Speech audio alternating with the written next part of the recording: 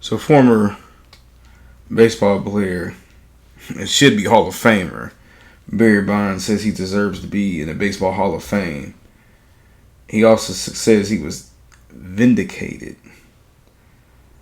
Came across this article from the Bleacher Report where Barry Bonds talks about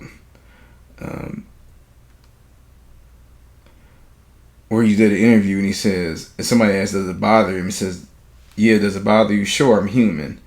I'm not some wall sitting up here who doesn't care, Bonds said per Angela Martin of NBC Sports, Bay Area, California. Sure, it bothers you, but at the same time, I also know who I am. And the thing is that people have to understand I was vindicated. I went to the court. I was in federal court. I won my case 100%. Now, for those who don't know, Barry Bonds was charged by the federal government about lying about taking steroids. And a grand jury couldn't reach a verdict.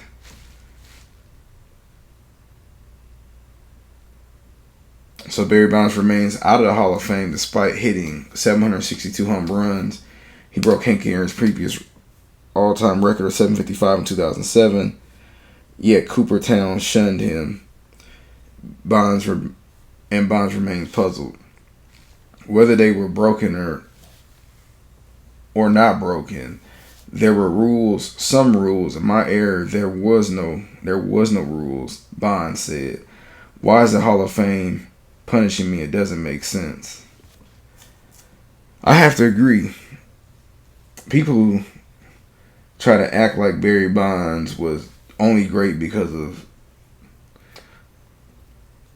performance enhancements. Let me tell you, Barry Bonds was a 14-time All-Star, a 7-time NL MVP, 8-time Golden Glove, 12-time Silver Slugger Award, 3-time Hank Aaron Award, 2-time NL batting average, 2-time NL home runner.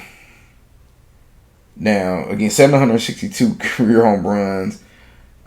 That one year, I forget, was it early 2000s, he broke 73 home runs. I mean, the list just goes on and on.